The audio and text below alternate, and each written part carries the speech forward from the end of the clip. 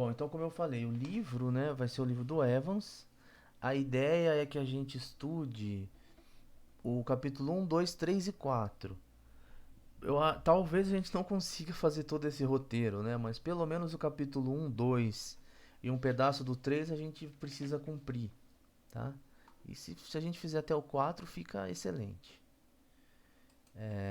Então vou começar hoje uma aula introdutória, uma aula mais tranquila. E depois a gente vai evoluindo e vai vendo qual o caminho que a gente vai seguir, tá?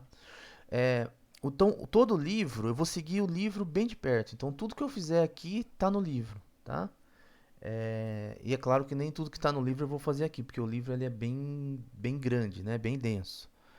Então vou começar com relembrando algumas noções de derivadas, tá? E a ideia também é fixar a notação.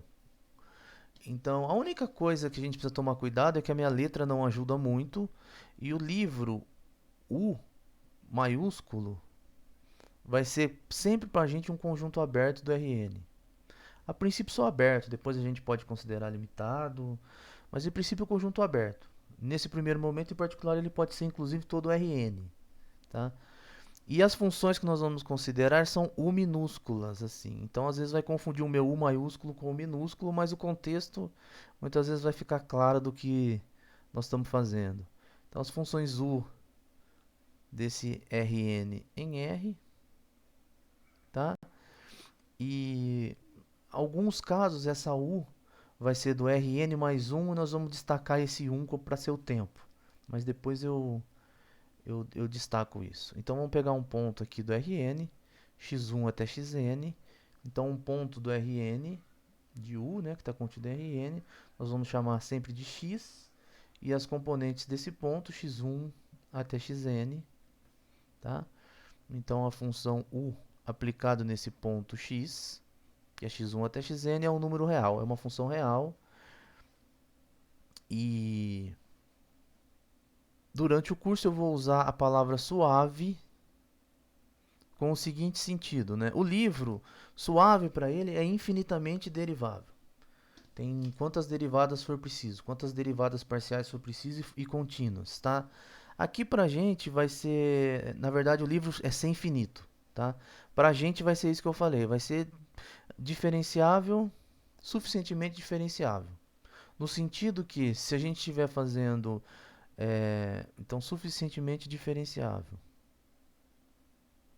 Então, por exemplo, se a equação exige duas derivadas e eu falar é suave, então significa que essa função tem duas derivadas e contínuas, tá? Então, suave significa que tem derivadas o suficiente, tá? Então, para lembrar, então se é uma função u de Rn em R, elas têm a derivada parcial, a derivada de u em relação ao componente xi, a variável xi, né, no ponto x, tá? Então, só para lembrar, isso aqui é aquele limite de quando h tende a zero, de u de x mais h e i, menos o de x sobre h. O EI é o vetor canônico, né? Tá? Então isso aqui já estudou no cálculo, já vimos no cálculo a noção de derivada parcial. E a gente usava essa notação ali, né? Del U, del xi. Tá? Então nesse curso, para simplificar, para as coisas ficarem mais, a notação ficar mais agradável, a gente utiliza para a derivada parcial essa notação aqui, ó, u xi, tá? Então o xi é a derivada de u em relação à variável xi, ok? Então, por exemplo, o xi xj, subíndice assim, é a derivada, segunda derivada de u em relação a xi e em relação a xj, ok?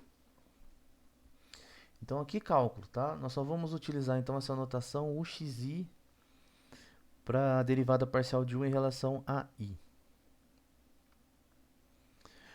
Aí existe nós vamos introduzir aqui uma outra notação, ainda dentro desse contexto de derivadas, que a gente chama de multiíndice.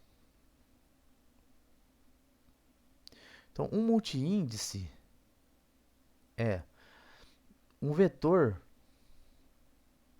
da forma, esse vetor vamos chamar aqui de alfa, tá? É um vetor da forma alfa 1 até alfa n, tá? Então é um vetorzinho do Rn, só que cada componente, alfa i, é um inteiro não negativo. Então cada componente é um inteiro não negativo, ok? Para ir de 1 até n. Tá?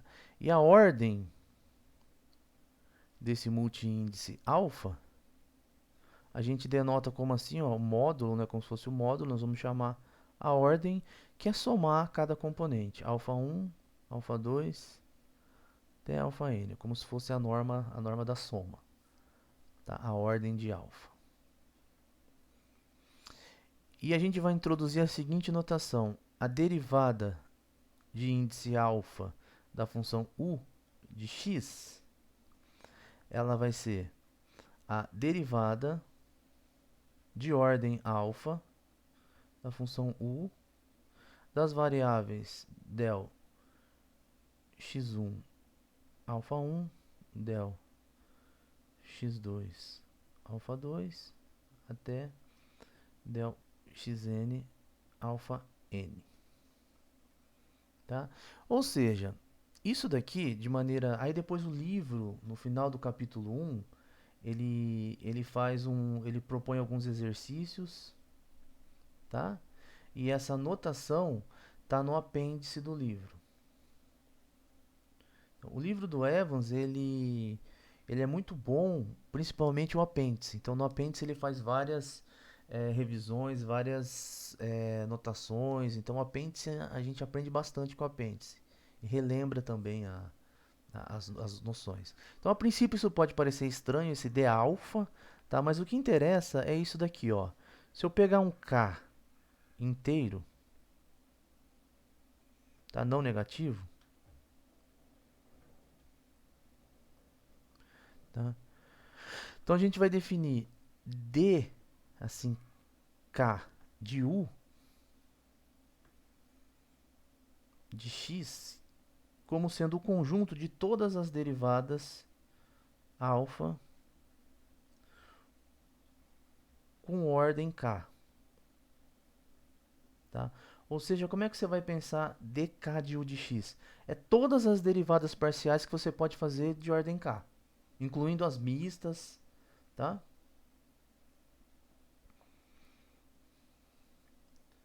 Nesse caso, só as de ordem k, tá? Então você pode ir incluindo as mistas. Então vou só escrever isso aqui. Então esse aqui é o conjunto de todas as derivadas. E aí eu vou muitas vezes omitir parciais, vou escrever só derivadas de ordem k, tá? E derivadas aqui, como é uma função de n variáveis, vai ficar implícito que é derivadas parciais, tá? Então ainda pode parecer, né? Ainda pode ser que esteja muito confuso esse d alfa, mas eu acho que agora, se a gente pegar alguns exemplos, vai ficar claro. Olha só, se a gente pegar k igual a 1, tá? Quem que é o d? Aí eu não vou colocar d1, né? De u. Eu vou colocar só d, ok? O du é o conjunto de todas as derivadas de ordem 1, derivadas parciais. E esse conjunto em particular, a gente pode colocar, né, escrever como um vetor, o x1, o x2 até o xn, que nada mais é que o vetor gradiente da função u. Tá? Então essa é outra questão que a gente precisa tomar cuidado aqui no livro, é que no livro do Evans, du é o gradiente, tá? É comum às vezes utilizar o gradiente assim, né? Tá? Mas no livro do Evans o gradiente é du, para manter a notação. Tá? Os outros livros muitas vezes usam esse símbolo aqui. Então, k igual a 1 é todas as derivadas de ordem 1. Você pode colocar num conjunto, mas também pode escrever nessa forma de vetor. K igual a 2, aí é a d2u, é todas as derivadas de ordem 2. Todas as derivadas de ordem 2, a gente pode colocar ela numa matriz, tá? E que é a matriz que a gente estuda lá no cálculo esse ano. Então, como é que você... Então, o D2 de U... Às vezes eu estou omitindo o ponto X, né? Como é usual a gente fazer no cálculo. Então, D2 de U é todas as derivadas que a gente pode organizar, né, esse conjunto de todas as derivadas de ordem 2. A gente pode organizar, por exemplo, numa matriz, escrever o x1, tá, até o x1, o x2, até o xn, e aqui até o xn. Então é a matriz hessiana, onde está agrupado aqui, né, é um conjunto de todas as matrizes de ordem 2. Tá? Todas as derivadas parciais de ordem 2, desculpe. Então, quem que seria o k igual a 3? Seria todas as derivadas parciais de ordem 3. Você poderia pensar agora numa matriz tridimensional, né? Tá? De ordem 4, um conjunto que tem todas essas derivadas parciais de ordem 4. Tá? Então, agora eu acho que melhorou um pouco, né, a, a ideia. Então, dk é um conjunto, tá, que envolve todas as derivadas parciais de ordem k. Tá? Em particular, se a gente organizar desse raciocínio como um vetor, como uma matriz, ou poderia também colocar como um vetor grandão, né? Colocar as linhas da hessiana formando um vetor lado a lado, formando um vetor grandão. Então, em particular, né, a gente pode sempre considerar que dk de u pode ser organizado de maneira a ser um ponto do Rn elevado a k. Tá? Ou seja, então quando aparecer dk, você imagina que todas as derivadas parciais organizadas como um vetor grandão, as derivadas de ordem k. Tá? Se ela é organizada como um vetor grandão, né, como um ponto do Rnk elevado a k, a gente pode então calcular a norma euclidiana desse vetor.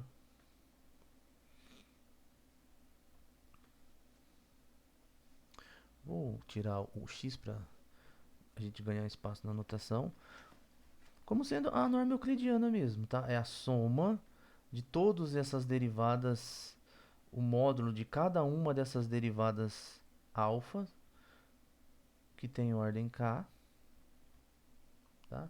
Ao quadrado elevado a meio.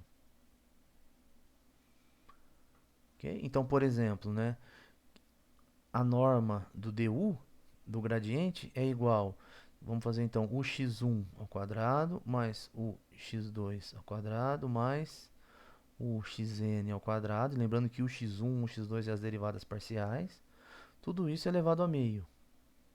Tá? A norma da hessiana é você pegar todas as linhas aqui, todas as entradas da matriz, elevar ao quadrado e somar tudo. Tá? Então seria, sei lá, o x1 mais o x2, mais, aí até termina a linha, passa para outra linha, até chegar aqui embaixo, no xn, tudo ao quadrado, né? E tudo isso ainda elevado a meio. Tá? Então essa é a notação que a gente vai usar para derivada. Vai sempre imaginar que a derivada é um conjunto, né? Ou um vetor do Rnk. Ainda pode usar uma notação para em particular, nós vamos usar uma notação aqui que nós vamos chamar de Laplaciano de U, tá? E vamos escrever assim, ó, o delta U. Então, delta U para a gente é o Laplaciano, que é o traço da D2U, da hessiana. É olhar aqui para essa diagonal e somar. Quem que vai ficar aqui, ó? Então, isso daqui é igual a U x1 mais o x2. X2 não é uma norma, tá sem quadrado, até o xn. Tá? Então, Laplaciano de U, que vai ser muito usado nesse curso, é o x1 mais o xn. É o traço da matriz hessiana.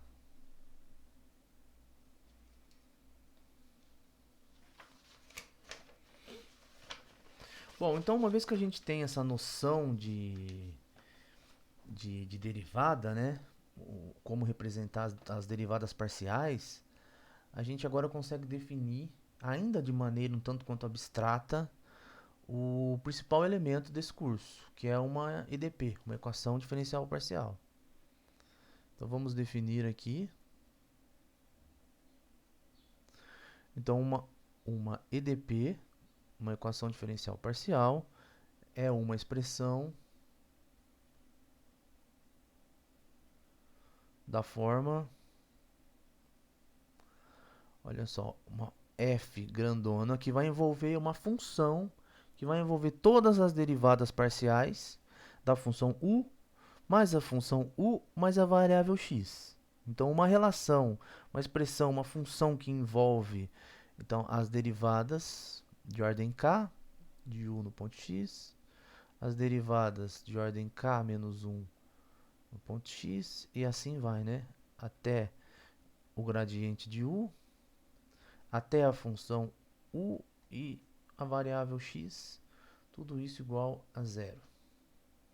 Então, uma EDP, equação diferencial parcial, é uma função, uma expressão dessa forma, onde f é uma função, né, que vai sair então, como a gente acabou de discutir, né, essa derivada, as derivadas parciais de ordem k, está no Rn elevado a k, as de k menos 1 está no Rn elevado a k menos 1, até o gradiente está no Rn, até a função u de x, que é um número real, né, está em R, e a variável x está naquele conjunto u. Opa, aqui cartesiano. E chega em R. Tá? Então, a princípio, né, uma equação diferencial parcial é essa coisa gigantesca aqui, né? Tá? Então, qualquer função que envolva as derivadas parciais da função u, a função, a variável, é uma derivada parcial. Tá? E esse k, que é a mais alta derivada parcial que aparece na equação, nessa expressão, é o que a gente chama de ordem da EDP. Tá?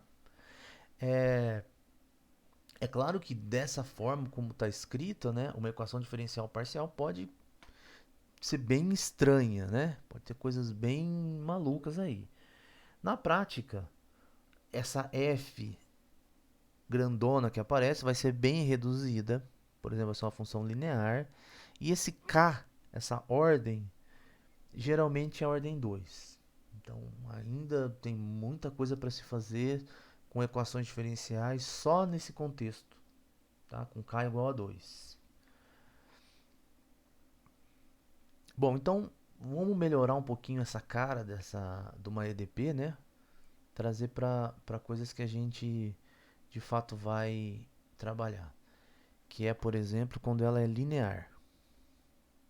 Então a gente fala que uma EDP é linear, e aí eu vou escrever assim, ó, usando multiíndice, mas a ideia é bem simples, é a soma das derivadas de ordem menor ou igual do que k, tá? Vou colocar assim, um coeficiente aqui, uma função a alfa de x, d alfa u, tá? Igual a uma função f de x. Então o que isso aqui está dizendo? Tá? É uma maneira simplificada de escrever, talvez essa noção de multiíndice seja novidade, mas o que você tem que perceber aqui é o seguinte, ó, você tem derivadas, aqui que eu estou colocando de azul, derivadas parciais, você tem uma soma de derivadas parciais, e cada derivada parcial está sendo multiplicada aqui por uma função, por um quociente, né? Uma função aqui de x, e só de x. Não envolve outras derivadas. Então, é o tipo de função, o tipo de equação onde as derivadas parciais não se misturam, não se multiplicam. Tá? Você só tem um termo, uma função de x multiplicando as derivadas. Então, essa é o que a gente chama de linear. Ela é semilinear Quando algo parecido com a linear acontece, só que a gente exige essa linearidade, né? A gente coloca assim, ó, que a alfa de x multiplica as derivadas de u, então não tem derivadas se multiplicando, mas somente as de ordem k. As de ordem menor, a gente permite que elas se multipliquem, tá?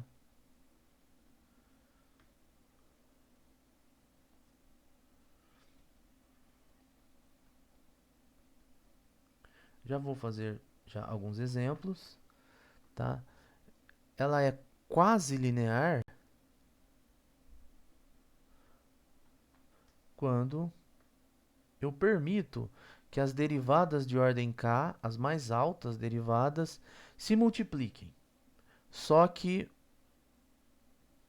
somente as derivadas de ordem k vai ser multiplicada por derivadas de ordem menor. K menos 1.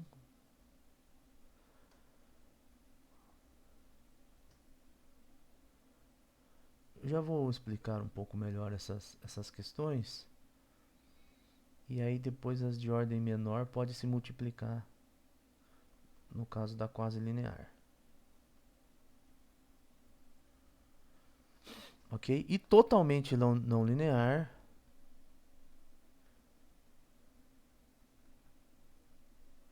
quando pode aparecer, vou colocar aqui caso contrário, tá? Quando não é nenhuma das situações de cima. Ou seja, aqui pode todas as derivadas se misturarem. Isso, você pode fazer uma analogia com equações mesmo, equações numéricas, tá? Equações algébricas. Porque se você tem uma equação linear, a variável aparece sem multiplicar uma outra. Então você tem métodos bem satisfatórios para resolver, por exemplo, um sistema de equação lineares, né? Algébricas. Agora, se as variáveis se multiplicam, aí a coisa fica mais complicada. Tá? E o que está acontecendo aqui é bem parecido. Então, se a gente tem equações do tipo onde as derivadas não se multiplicam, que são as lineares, a gente tem métodos interessantes para resolver. As semilineares, que a gente permite, aí se a gente permite, né, que as derivadas se multipliquem, aí elas já são as não lineares, aí elas podem se enquadrar na classe semilinear, quase linear, que ainda tem alguns métodos também para resolver, e totalmente não linear, quando as derivadas de ordem mais alta começam a se multiplicar.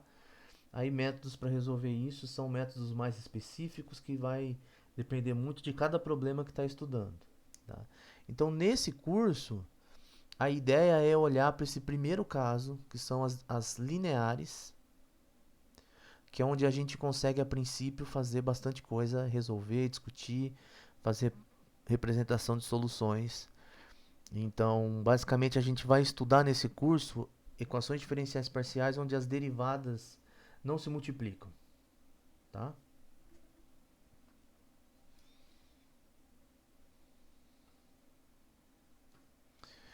Em particular, né,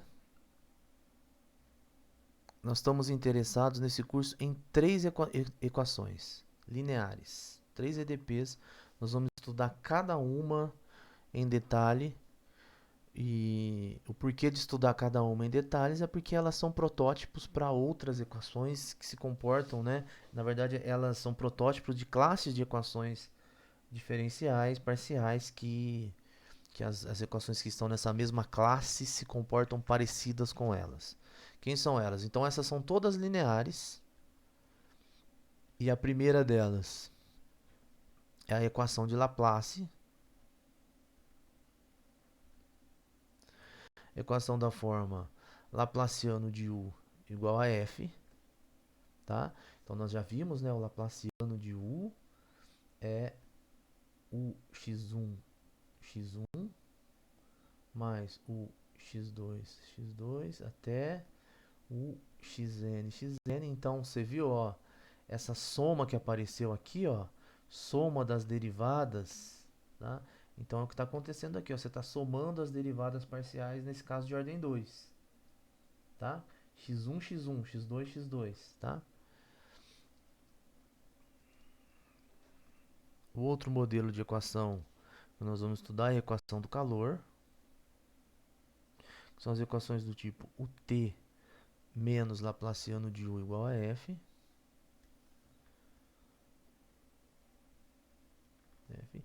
E a terceira é a equação da onda, que é a equação do tipo UTT, duas derivadas UTT menos Laplaciano de U igual a F. Essa daqui são todas lineares. Eu preciso fazer uma observação aqui, né? Porque quem que é T na equação 2 e na equação 3, né? No exemplo 2 e exemplo 3. Tá? Então agora aqui quando aparecer então o T não é, na maioria dos casos, tá? Pode acontecer algumas situações que não, mas na maioria dos casos o T vai ser relativo ao tempo, tá? A equação de Laplace no caso não depende do tempo explicitamente aqui, mas o T, quando a gente for estudar a equação do calor e a equação da onda, o T vai ser o tempo, então a nossa função U vai ser uma função então de duas variáveis, da variável x e da variável t. Tá? Então, u vai ser uma função de x1 até xn, mais a última variável t. Então, é uma função de fato de um aberto, vou chamar assim o t, tá? Contido em Rn mais 1 em R. Tá? E a f também, nesses dois casos aqui, é uma função do Rn mais 1 em R. Tá? Então, quando aparecer o T na equação, como aconteceu aqui na equação do calor e na equação da onda, nós estamos considerando então a função U com uma do Rn mais 1 e esse 1 a gente deixa para o tempo. Tá? Então é comum falar que o T é o tempo e o X é o espaço. Tá? E quando aparecer aqui Laplaciano de U, esse é o único cuidado que a gente tem que tomar a princípio. Então, quando aparecer o Laplaciano de U, é o Laplaciano em relação às variáveis x. Tá? Então não entra a variável t nessa expressão do Laplaciano. Tá? Se a gente pegasse, por exemplo, o n igual a 2, tá? Ou seja, aí esse n a gente pode chamar também de dimensão, né, se for o caso, mas se a gente pensar que o n igual a 2, a gente pode escrever a u como sendo x, y, t. No caso da equação do calor e no caso da equação da onda. Tá? Então, a equação do calor ficaria o t mais o x menos, né? Que tem o menos ali no Laplaciano, menos o xx menos o yy igual a f. Tá? A da onda ficaria o tt menos o xx menos o yy igual a f. E a de Laplace, aí a u seria só de xt, só de xy, não tem t. A gente teria o xx mais o yy igual a f. Ok? Então aqui é um... Se a gente estiver considerando no R2, né? Tá? Tudo bem até aqui? Tranquilo? A justificativa para isso vai ficar claro nos exemplos e nos contextos que nós vamos apresentar aqui. Mas o que nós estamos fazendo então é considerar, se você for comparar com o curso de EDO que provavelmente vocês acabaram de fazer, tá? Uma EDO era uma função, era uma equação que envolvia a derivada em relação ao tempo. Tá? E uma EDP é uma equação que envolve a derivada em relação ao tempo e também envolve a derivada em relação ao espaço, a variável x. Né? Então, vou colocar aqui Laplaciano de U. Tá? Então, uma EDP modela fenômenos que variam com o tempo e também com o espaço. Uma EDO modela fenômenos que variam com o tempo. Tá? Agora, uma EDP permite a gente estudar fenômenos que também estão variando com o tempo e com o espaço, que parece ser mais satisfatório do que fenômenos que variam só com o tempo, né? Então você faz um experimento, você faz observa um fenômeno físico acontecendo. Então uma EDO, esse fenômeno está acontecendo naquele lugar paradinho e você só está olhando o tempo passar. Uma EDP você está olhando o tempo passar, mas também está permitindo que esse fenômeno esteja acontecendo em lugares diferentes do espaço. O primeiro tipo de equação que a gente vai estudar, tá, é a equação do transporte. É o tipo de equação mais simples que tem e ela dá indícios do que a gente pode fazer na situação mais geral, que é a equação do transporte com coeficientes constantes, tá?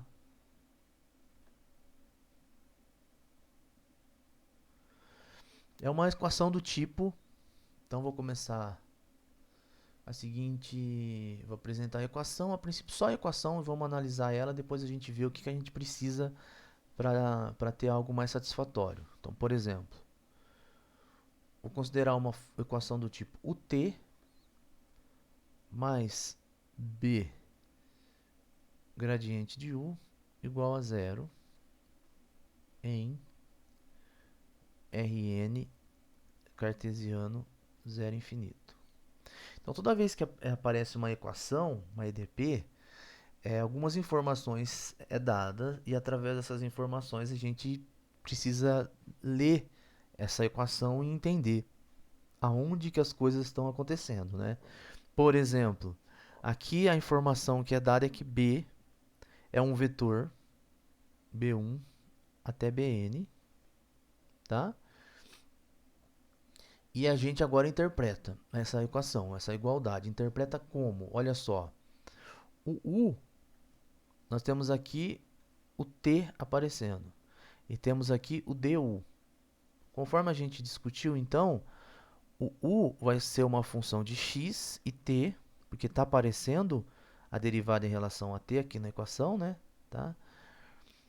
E, então, du é o gradiente em relação a x. O x1 até o xn. E a nossa função u, então, é claro, como está sendo destacado aqui, ó, tá? Em Rn cartesiano zero infinito. Então, o u, a nossa função u, vai de todo Rn cartesiano zero infinito.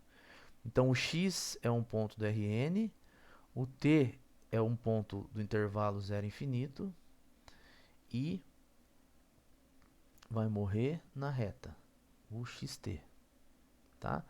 Então, u é uma função de Rn mais 1, ok? du é o gradiente, as derivadas de ordem 1 em relação à variável x. E ut é a derivada em relação ao tempo. Tá? Tudo bem até aqui? Tranquilo? Então a questão é o seguinte: que tipo de função deve satisfazer essa equação? Deve resolver a equação? Eu ainda não defini o que é uma solução, mas uma solução é uma função u. Uma solução é uma função u definida em Rn cartesiano zero infinito, suave, ou seja, que possui as derivadas que a equação exige, tá? E satisfaz a igualdade. Então, por exemplo, uma função u, colocando aqui no cantinho, então uma solução, na verdade também tem um outro adjetivo aqui que a gente chama de solução clássica, tá? Então, para esse problema, então é uma função u definida onde a equação especificou aqui, ó, Rn cartesiano zero infinito em R. A equação está pedindo o quê? Olha para a equação. A derivada em relação ao tempo e a derivada em relação ao espaço uma vez. Então tem que ter uma derivada em relação ao tempo, uma derivada em relação ao espaço, porque é o gradiente, né? Então a gente pode falar que essa U é C1. Ou seja, o que é C1? ela tem as primeiras derivadas parciais, e essas derivadas parciais são contínuas, tá? E ela satisfaz essa equação. Então é uma função u de xt. Então quando você pegar a u, derivar em relação ao tempo, somar com b, aqui tem uma coisa legal que eu acho que eu não destaquei. Então o que que é du?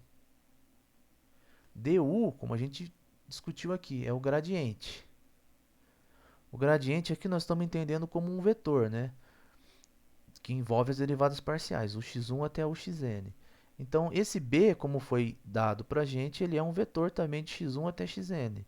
Então, b vezes du, aqui, né, ó, esse termo, b vezes du, nada mais é então que o produto interno, tá? Então, isso aqui não está aparecendo nada, mas é o produto interno dos dois vetores, tá? Do vetor b e do vetor gradiente. Isso daqui tem que ser igual a zero. Então, isso é ser uma solução. Ela está definida onde a equação exige, ela tem suavidade que a equação exige, ou seja, tantas derivadas quanto a equação exige. Nesse caso, a equação exige que ela esteja definida em Rn cartesiano zero infinito e que tenha as primeiras derivadas, a derivada em relação ao tempo e a derivada 1, né, em relação às primeiras derivadas parciais em relação à variável x, ao espaço. Tá? Então a gente pode considerar que essa U é uma função C1. Tem as derivadas parciais em relação a todas as variáveis, a espacial e ao tempo, e são contínuas e satisfaz a equação. Ou seja, quando você derivar em relação ao tempo, somar com o produto interno do gradiente dessa função pelo vetor b, isso tem que ser igual a zero. Tá? Então é assim que a gente interpretou essa equação. Bom, feito isso, a pergunta é: que tipo de função resolve a equação? Tá?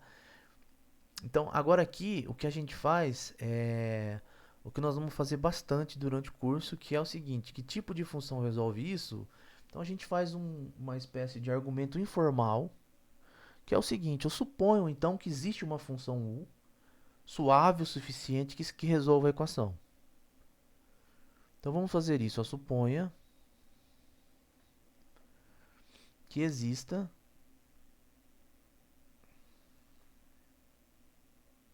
uma função u, tá? Suave. Ou nem vou colocar suave, mas vou deixar, vai. U suave que resolva a equação. Então, então acabou o problema, né? Eu poderia pensar assim, bom, se eu suponho que tem uma solução, então acabou o problema. Mas não é, a gente usa essa ideia de que tem uma solução para tentar a partir disso achar alguma forma para essa solução. Então a gente parte do princípio de que tem uma solução e a partir disso a gente olha para a equação, tenta fazer algumas contas, esse vai ser sempre o nosso caminho, e chegar em alguma forma para essa equação, alguma expressão que possa falar, olha, chegar a alguma forma para essa função 1, né? Para essa solução, tá? Então, fazendo isso e olhando para a equação com um pouco de calma, sem medo, olha só o que acontece. Olha o que a gente pode fazer. Vou olhar para a equação então, ó. Vou colocar o t mais b du. Vou olhar para esse lado aqui, ó, tá? Ó, o t, vou até escrever de novo para decorar, ó, mais b du.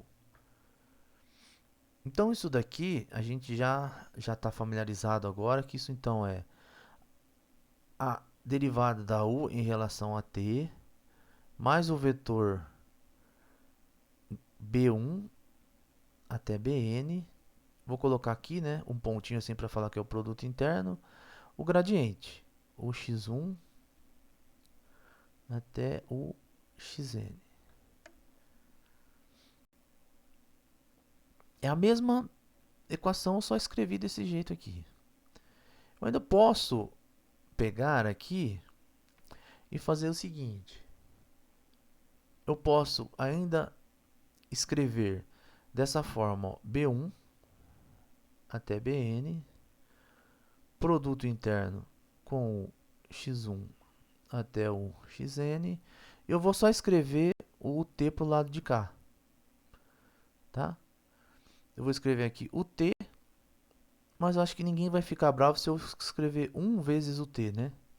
Porque 1 vezes o t dá o t, né? Tá? Então, vocês já estão pegando a ideia, né? Ó, o índice t é a derivada de u em relação ao tempo, tá? E então, quando eu falo o t, eu já estou informalmente me referindo à derivada parcial de u em relação ao t. Então, para não falar toda essa frase, né, a derivada parcial de u em relação ao t, a gente fala ut, tá? Então, eu ainda posso olhar para cá e escrever o seguinte. O que é esse produto interno? Não é B1, UX1, B2, UX2 até BN, UXN. Aí depois aqui eu tenho mais um, o T. Eu posso escrever isso assim então, ó, B1 até BN, 1 vezes o X1, o XN, o T. Não mexi com a igualdade. Ok? O que é isso aqui? Se eu olhar de maneira grandona agora, né? Eu tenho aqui o vetor B1, produto interno.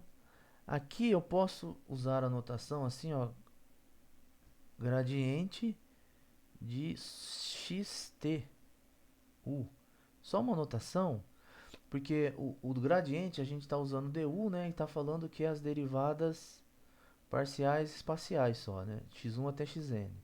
Então eu coloquei assim gradiente xt, que é de fato o gradiente da função u em Rn mais 1, né, x1 envolvendo inclusive a variável ut. Ok? Então eu estou fazendo cálculo no Rn agora. Rn mais 1. O que é isso aqui do Rn? Se eu pego... Ou seja, esquece isso aqui por um pouquinho. Vem para cá, aqui no cantinho. Se eu pegar uma função f... Agora vamos para o cálculo no Rn. Se eu pegar uma função f e um vetor v e fizer o produto interno do gradiente da f pelo vetor v... Eu acho que eu confundi as notações. Eu vou deixar assim só então. Vou tirar esse coisa aqui fora, eu vou deixar assim, né? Tá claro que é o produto interno, essa bolinha mais grossa, mais gordinha, né? Então, se eu fizer aqui o produto interno do gradiente da f pelo vetor v, o que era isso aqui lá no cálculo?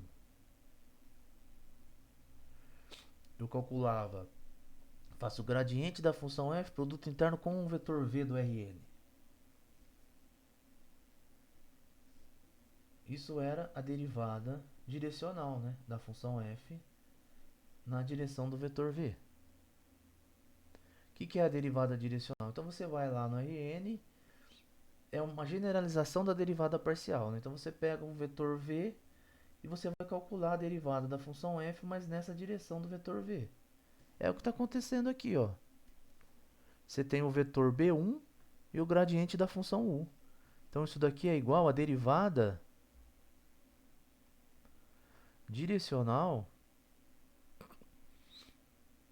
da função u na direção do vetor b1. Ok? Mas a EDP diz que o t mais b du é igual a zero. Então, se isso aqui é a derivada direcional da função u na direção do vetor b, então isso aqui está ficando igual a zero, o que a gente conclui? Então, se a derivada direcional dá zero, então isso daqui eu posso colocar o zero aqui, né? Zero aqui, que é a equação. Tá? Então, a gente tem que essa derivada direcional de u na direção desse vetor b1 é zero. Então, o que acontece com uma função quando a derivada é zero? A derivada direcional é zero. Ela é constante nessa direção, nessa reta, que tem como vetor diretor B1, tá? Isso vai nos dar uma ideia para achar uma solução para essa equação, uma representação para essa U. Por quê? Olha só, o que eu faço para achar a derivada direcional? Eu tenho a função U, x e t. A minha função U depende do x e depende do t. Derivada direcional, então você caminha um pouquinho na direção do vetor. Quem que é o vetor? B1. Então eu vou caminhar aqui um pouquinho com uma variável s na direção de B e na direção de t. Tá? Então eu tenho, por exemplo, aqui o vetor B. Eu estou andando um pouquinho aqui no ponto xt, né? E eu estou andando um pouquinho aqui para o vetor x mais sb, t mais s. Tá? Vou chamar isso aqui de z de s. Ou seja, z é uma função de R em R agora. Tá? Se eu derivar em relação a S, pela regra da cadeia, então eu tenho assim, ó, a derivada em relação à primeira componente, que é x, que vai ser o d, né? As derivadas em relação a x, calculado nesse ponto, x mais sb, t mais s, vezes a derivada x mais sb. Tá? Em relação a s, então isso fica b. Mas, agora a derivada em relação ao tempo, o t, x mais sb, vírgula t mais s. Aí a derivada em relação a t mais s fica 1. Ok? Mas olha, o que eu fiz então? Eu peguei a direção do vetor b, variei um pouquinho, fiz uma variação, essa é a ideia de derivada, né? Variei um pouquinho e como a gente já tinha observado anteriormente, isso dá zero. Por que dá zero? Ó, se você chamar isso aqui de y, por exemplo, isso aqui de k, um novo espaço, né, y e um novo tempo k, isso daqui fica, vou colocar até aqui destacado, ó, vai ficar u, vai ficar du de yk b mais ut de yk. Mas isso daqui é a equação, né, no ponto yk, né, ó. O t mais b du é igual a zero. Para todo ponto aqui, né, ó, de Rn cartesiano zero infinito. O y é um ponto do Rn e o k também é um ponto do zero infinito, porque eu só somei um pouquinho, né? Tá? Então isso daqui é zero. Então qual que é a nossa conclusão? Como a gente já tinha imaginado, a derivada da função s é igual a zero. Então isso aqui quem me deu foi a equação. Tá? Bom, então isso dá pra gente uma informação geométrica do que está acontecendo e essa equação geométrica, essa equação também vai nos dar uma representação, porque, olha só, então deixa eu observar essas coisas. Então, ó, z, vou colocar assim, ó, z ponto para falar que é a função z, tá? É uma função real, né? Constante. Por que ela é constante? Porque a derivada dela dá zero para todo s real, tá? E, consequentemente, a função que ela representa implicitamente aqui, né, o x mais sb t mais s, ou seja, u é constante. A u é constante, mas não em todo o Rn mais 1. A u é constante em cima dessa reta que tem B1 como vetor diretor. Então, é constante nas retas com direção B1 pertencente a Rn mais 1. Ok? Portanto, para determinar U, basta conhecer seu valor em cada uma destas retas. Como assim, né? É só fazer um desenho e pensar um pouquinho. Quer ver? O que a gente sabe então das contas? Ó, vamos fazer um desenho aqui no RN mais um. Então eu vou fazer aqui. Imaginar que aqui é o RN. Imaginar que aqui é R. Tá? Zero infinito, mas vamos colocar só R. Então pega um vetor B aqui no RN. E aqui pega o 1 na direção R. Então aqui você tem o vetor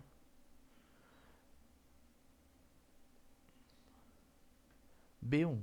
Então esse vetorzinho que eu desenho aqui é o vetor B1. A informação que a gente tem é que toda reta que tem esse vetor B1 como diretor, a função U é constante em cima dessa reta. A vantagem é que você pode variar todo o B e preencher todo o plano, né? O RN cartesiano zero infinito. Então toda reta paralela essa reta, essa primeira reta é uma reta que tem vetor diretor B1, né? Tem a direção do vetor B1. Essas retas com certeza vão cobrir todo o plano. O semiplano no caso, né? Porque nós estamos trabalhando RN. Que eu posso fazer assim, então. Deixa eu aumentar aqui. Completar aqui, né? Ó, e colocar aqui em cima zero infinito, porque é nesse conjunto que nós estamos trabalhando, né? Ó, RN zero infinito, tá? Então, se eu pegar... Então, vou colocar aqui, ó. Então, U, deixa eu observar isso. U é constante em cada reta. E de fato essa reta tem um nome especial, que nós vamos depois transformar numa curva mais geral, que chama retas características. Tá? Então, como é que a gente usa isso para achar uma forma para U? Então, se a gente pegar um ponto qualquer aqui, nesse espaço, pega um ponto qualquer no Rn zero infinito, um ponto aqui xt. Então aqui está o x, aqui está o t. Tudo bem? Então a informação que eu tenho é que eu só preciso saber conhecer a U nessa reta aqui. Mas é mais ainda, né? Porque eu sei que a U de xt, eu até fazendo aqui de azul, nessa reta aqui, ela é constante. Então eu preciso saber só um valor para determinar a U nessa reta.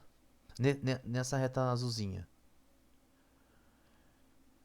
Se eu soubesse um valor da U, um valor só quanto que ela vale em um pontinho xt, para cada reta dessa, eu conseguiria determinar a U. Ok? Então isso está dizendo para a gente a primeira questão que aparece em EDP. Uma EDP precisa ter alguma informação adicional para a gente determinar a solução. Uma EDP dessa forma que a gente colocou aqui, ó, sozinha, né? A gente não conseguiu achar uma representação supondo que tem uma solução. A gente precisa de uma informação adicional. E que informação adicional é essa? Eu preciso saber o valor em cada retinha dessas, cada reta característica. Saber só um valor. Olha só que interessante. Se eu pegar uma reta vertical e traçar aqui,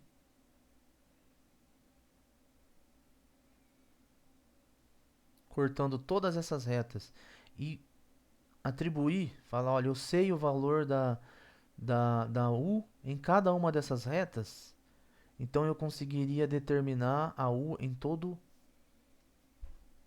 o Rn cartesiano zero infinito. Então olha só que coisa interessante que aconteceu. Basta que eu saiba um valor nessa reta vertical.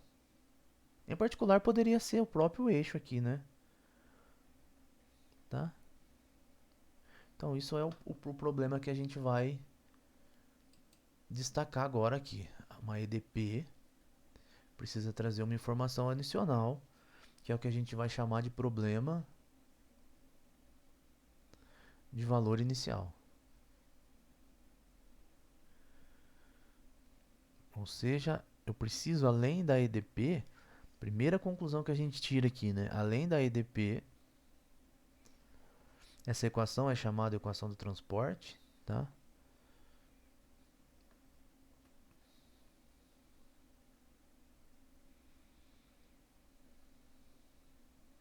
Eu preciso de uma informação adicional. Vamos voltar para cá, ó. Eu preciso, por exemplo, podia ser em qualquer ponto, mas eu posso pegar em particular o ponto aqui, né? Esse eixo. Então, se eu falar que eu conheço a função u nesse eixo todo aqui, eu determino a função u em todo o conjunto que eu quero. Tá? Então, por exemplo, uma maneira de fazer isso, de prescrever corretamente isso, é falar que a u é igual a uma função g em Rn cartesiano t igual a zero. Então, isso aqui é um problema de valor inicial. E eu falar que u é igual a g em Rn cartesiano t igual a zero é o meu dado inicial. E claro que a g aqui, né, é uma função que vai ir de Rn em R. Vamos olhar para o desenho novamente. Ó, vou fazer aqui o desenho. Então aqui está o Rn. Aqui está o zero infinito. O que eu estou falando é que nesse ponto aqui, nessa reta vertical, quem que é essa reta? É o Rn cartesiano t igual a zero. Então, olha só, essa notação aqui, ó, Rn cartesiano t igual a zero, é para destacar essa retinha aqui, tá? Você está fazendo um Rn com o ponto t igual a zero, tá? Então, eu sei que nessa retinha vermelha, a u é uma função g. E a g é conhecida, tá? Uma função conhecida. Agora eu só preciso pensar um pouquinho. A gente só precisa organizar as ideias para achar uma cara para u. E o que a gente faz? Então, vamos pegar um ponto qualquer aqui. Pegar, por exemplo, aqui o ponto x. T arbitrário, qualquer um. Isso que eu estou fazendo aqui é a ideia do método que chama método das características, que vai funcionar para situações mais gerais. Mas inicialmente eu pego um ponto aqui, e o que eu sei então? Então, ó, então fixe xt pertencente ali ao Rn cartesiano zero infinito. Tá? Então, olha, eu sei que nessa reta aqui, então vou manter a ideia do desenho anterior, que o B é a direção do vetor B1 é essa daqui, né? Então eu sei que nessa reta aqui, a minha função u é constante. Ou seja, quem é essa reta aqui? Eu saí um pouquinho da origem, né? Mas essa reta aqui é o que, ó? Então essa aqui é a reta. Opa, deixa eu apagar. Como nós estamos quebrando o Rn mais 1, né? Estamos destacando o tempo t. Então é uma reta. Uma reta é uma coisa da forma x mais b, né? Tá? Mas como nós estamos quebrando, então eu tenho que somar nas duas componentes. Então eu estou usando a notação x mais sb. E na reta t, t mais s, porque o vetor aqui, né, é b1, né? O diretor é 1. E aqui seria, vou colocar assim, né, o b. Então esse daqui é o b, que é o vetor diretor b1, na verdade. Tá? Então essa é a reta. Eu sei que em cima dessa reta, o x mais sb, t mais s, ela vai ser constante. Então eu fixei o ponto xt e estou andando aqui com o meu parâmetro s em cima dessa reta.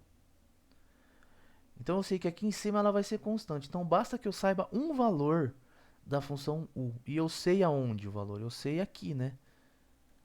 Eu sei que aqui ela vale G quando eu toco o eixo, esse eixo vertical.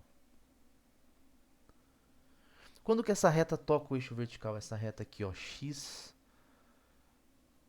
mais SB, T mais S. Para ela tocar aqui esse eixo, a segunda componente dela tem que ser zero. A segunda componente dela é T mais S. Então, esse ponto aqui, sem dúvida, é o ponto T mais S igual a zero. Estou variando S aqui. Quando bato aqui, a segunda componente tem que ser zero. Então, T mais S igual a zero. Então, isso aqui nos dá que S é igual a menos T. Tá? Então, que ponto é esse aqui de vermelhinho? Vou escrever de vermelhinho. Então, ele é o ponto X. Agora, o S é menos T. X menos T.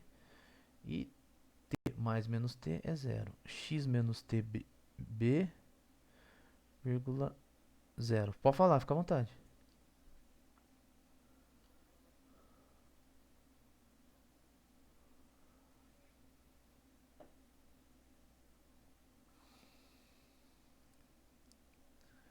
É, a nossa notação, ela é assim, né? xt, né? Tá? Então, o Rn é as variáveis x. E o t, zero infinito, é a variável t. Tá? Então, para um ponto estar nessa reta, a segunda componente em relação a essa t tem que ser zero. Ok? Tá? Então, esse pontinho aqui é o x menos tb zero. E esse ponto aqui eu sei que a u vale g.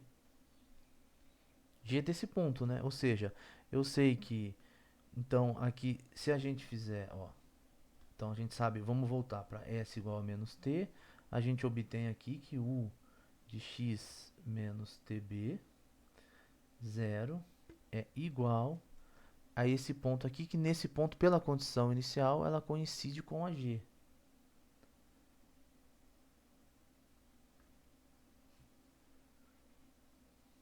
Tá? Pronto. Eu já tenho uma cara aqui para U, só preciso melhorar um pouquinho, né? Então essa daqui é uma representação para a minha função U. Posso, por exemplo, tomar TB igual a zero para concluir que U de x t é igual a g de x menos tb. Achei aqui, na verdade, a expressão, né? E agora, imagina que a g é uma função conhecida. Por exemplo, se a g fosse x ao cubo, tá? Se a g fosse x ao quadrado, então você calcularia x ao quadrado de x menos tb, x ao cubo de x menos tb e teria a expressão para u. Então o que a gente fez aqui nesse problema foi encontrar uma representação para a solução da equação do transporte dado uma condição inicial, tá? Então a gente partiu do princípio que existe uma solução suave e chegamos nisso.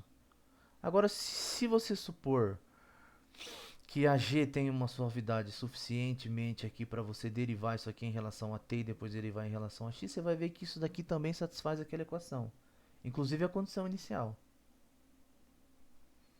Ok? Então essa é a solução da equação de transporte. Então, dado uma equação do tipo T mais B deu igual a zero, com o dado inicial U igual a G em Rn cartesiano T igual a zero, esse desenho, então a partir desse dado inicial, a gente consegue determinar U para qualquer ponto xt.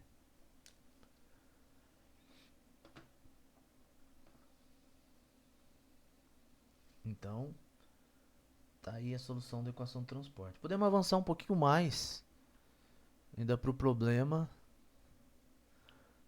não homogêneo. Ou seja, a gente pode considerar a equação do tipo T mais B du igual... Quando eu coloco zero aqui, o problema fica homogêneo. Quando eu coloco uma F, ele fica não homogêneo, tá? Então essa é a nomenclatura. Rn cartesiano zero infinito, U igual a G em Rn cartesiano t igual a zero. Considerar t igual a zero aqui é só um... Poderia ter qualquer ponto ali do zero infinito. Então quem é a f agora aqui, né? A g a gente já sabe. A f tem que partir do mesmo ideia, do mesmo lugar que a u, né?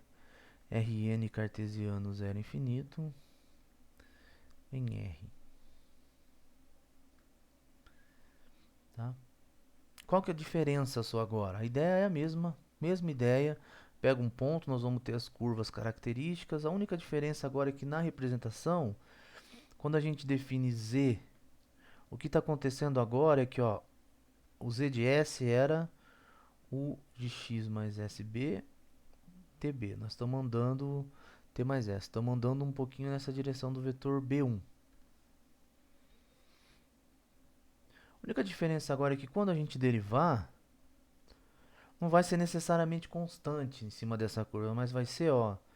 Então vamos derivar em relação a 1. Vai dar du x mais sb, t mais s, aí aqui fica b, mais o t, x mais sb, t mais s. Aí vezes 1 não precisa. Isso aqui é a equação. Isso é igual a f, só que calculado no mesmo ponto aqui, ó. X mais sb, t mais s, que é a nossa equação aqui, né? Ó. O t mais b du igual a f, se você tem o t aqui, mais b vezes du, tá? Igual a f. Então aqui eu usei a equação.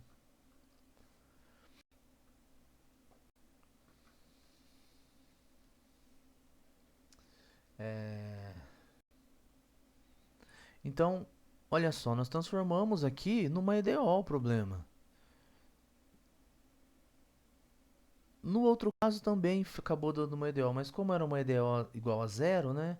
Acabou que a EDO ficou implícita ali, né? Agora aqui nós temos uma EDOzinha clara, né? Z' de S igual a F de x mais SB, T mais S. Tá? Ora, então eu posso vir aqui, vou integrar de menos T até zero. Menos T é estratégico, porque o menos T é o tempo que eu preciso para tocar o eixo T igual a zero. Tá? E vou igual a zero porque no tempo T igual a zero é onde eu tenho a informação que é U igual a G. Então eu faço o teorema fundamental do cálculo.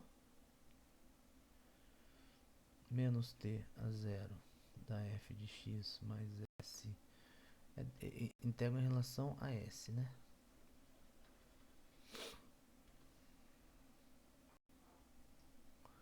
Integral de menos t até zero.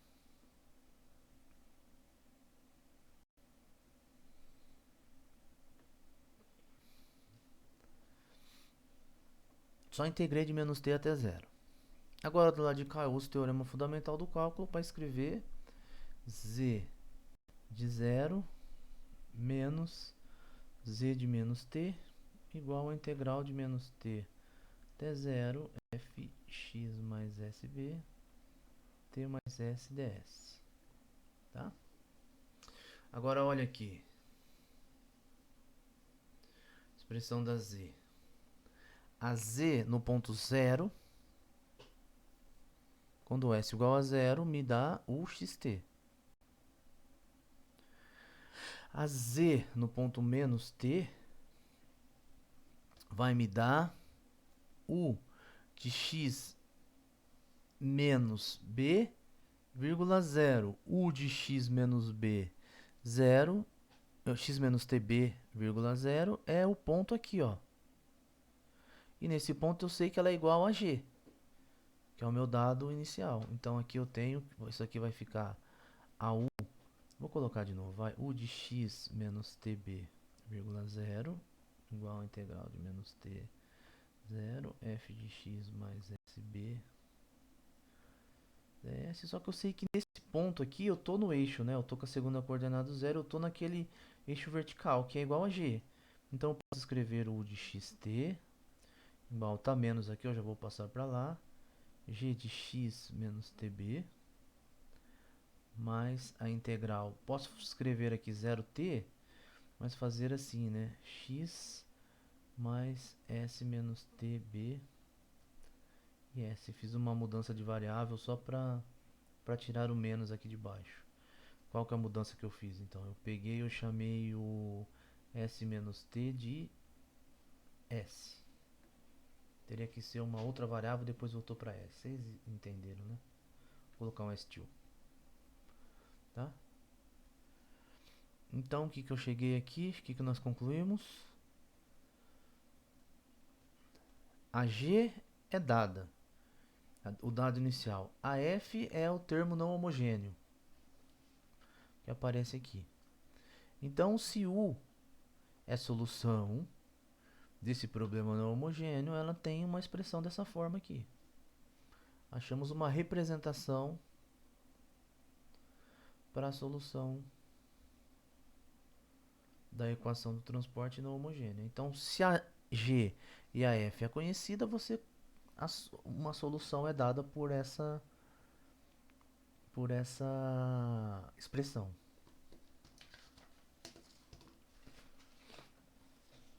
Ok? Então, quais são as conclusões desse problema que a gente fez hoje? Essa EDP mais simples, podemos dizer assim. São várias. E vai ser o norte para o resto do curso. Tá? Então, qual que é algumas conclusões que a gente pode tirar? Podemos tirar, né? A primeira, essa técnica assume uma solução suave, uma solução clássica, e acha uma fórmula de representação.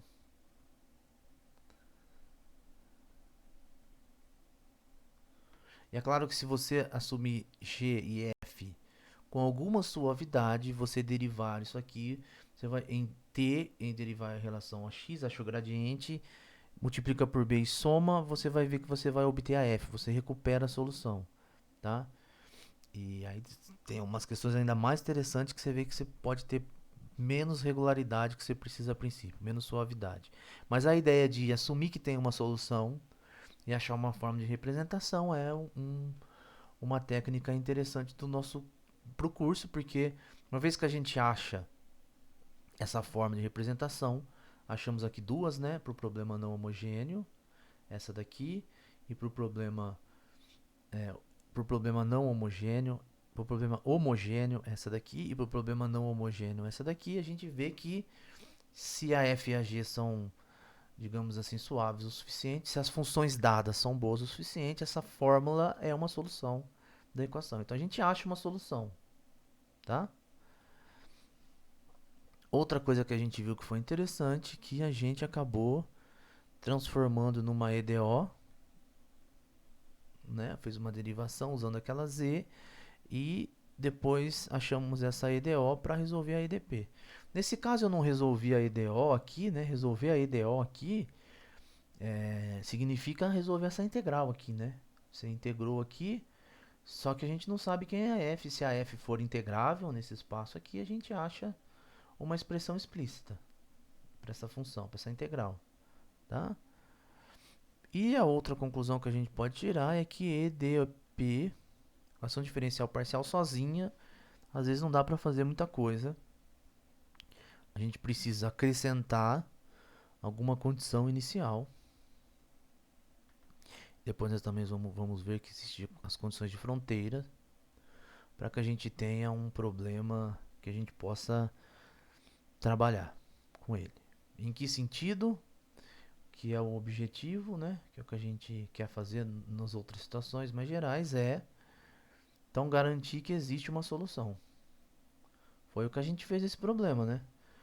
Partimos do princípio que tem uma e fizemos uma solução que depende dos elementos dados, do caso da f e da g. Então, dado a f e a g, a gente monta essa função u e essa função u é a solução daquele problema. Então, garantimos que existe uma solução. Se existem outras a partir de outros métodos, a gente não sabe, mas a gente sabe que essa é uma. Tá? Então, se existem outras ou não, ou se essa é a única, é um problema de unicidade que a gente também vai querer discutir técnicas para garantir se a solução é única ou não. tá? Então, basicamente a gente quer trabalhar no primeiro momento com a resposta positiva, né? Dado uma equação, a gente quer que essa equação tenha uma solução e que ela seja única, né? Tá? Depois também discutir talvez um pouquinho a regularidade, que é no sentido que a gente viu aqui, né? Ó, a gente, para representar o, nós utilizamos a F e a G. Então, se a F e a G têm regularidade, e regularidade é o sinônimo de suavidade, tá? Significa que se ela tem derivadas o suficiente para a gente resolver a equação, e o que tá, essa forma de representação dá um grande indício que é a sua solução é tão boa quanto é a sua FG, e boa aqui significa ter essa regularidade. Então a sua solução é tão suave tão quanto for a F e a G dada, tá? E ainda tem mais umas questões de dependência contínua. Se você alterar um pouquinho os seus parâmetros, a sua F e a G, você ainda quer que tenha alguma continuidade. E quando tudo isso daqui acontece, quando tem existência, unicidade, regularidade, suavidade e dependência contínua, a gente fala que o problema é bem posto. Ou seja, nós estamos interessados em equações que possuem soluções, soluções únicas e que essas soluções são boas, são regulares, são suaves.